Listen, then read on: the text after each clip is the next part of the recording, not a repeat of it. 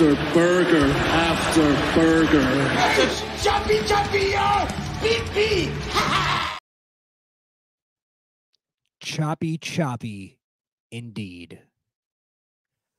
All right, my promo of the week. Now, I know I said last week that I'm not covering AEW, and I'm still not. I'm covering MJF because MJF cut maybe, if not his greatest promo, and I'm only saying that because I'm biased. I'm going to admit my bias on this one. But he made it hard for me personally not to make this promo of the week and not to make me a MJF fan, maybe for the foreseeable future. So basically, let's start off with the basic wrestling side of this, where he basically did the old-fashioned, old-school heel promo where he lied about the match being easy, which is hilarious because at the end of the match he had a fucking oxygen tank because he was so blown up, and I think that was him just playing it up. But basically he lied about that. You know, he makes fun of the guy's grandmother dying and calls her a fat skank, and you know, basically just, you know, and he called out the baby face knowing he's not there. It's just old school heel shit, and I liked it.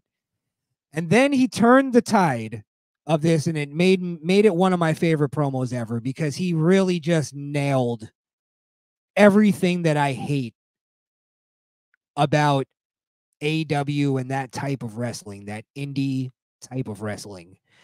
He made fun of the fighting champion trope.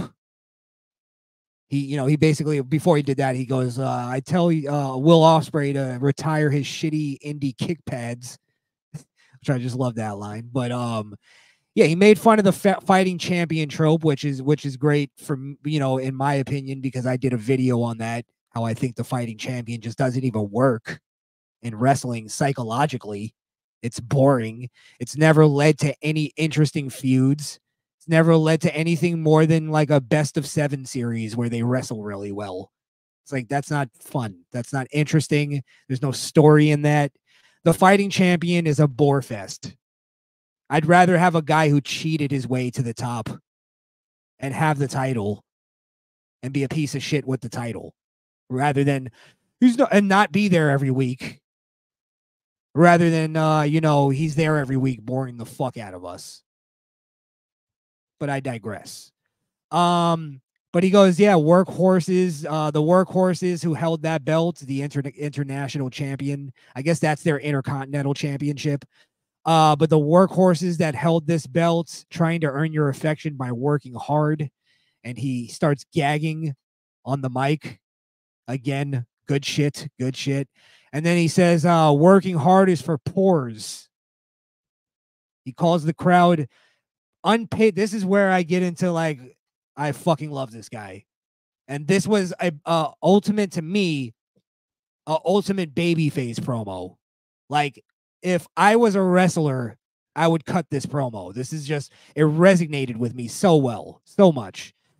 He called the crowd unpatriotic and treasonous. And, you know, hey, listen, I call that crowd, I say AEW is the liberal wrestling.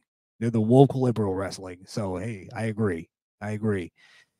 And then he unveils he throws the international championship in the garbage. Again, good heel shit with this guy. Good old school heel shit. And then unveils the American Championship. The American Championship. Ladies and gentlemen, MJF, a proud patriot of this country, this fine country, the United States of America, and then ends his promo with God bless America. God bless America. And then the streamers pop out, the music, the patriotic music's playing, a giant flag with his face replacing the stars. A little, you know, a little bit of a desecration. I'd have to, as a proud patriot myself, I have to go at him on that one, but I'll forgive him. And then he also, by the way, calls Long Island, New York, the most magical place on earth. Now, as a right-wing conservative myself, as a right-wing conservative from Long Island who hates indie wrestling and that style, how can I not love MJF? How can I not love this promo? And how can I not be a fan? Personally, I don't know if anybody else liked it this much, but I admitted my bias at the beginning.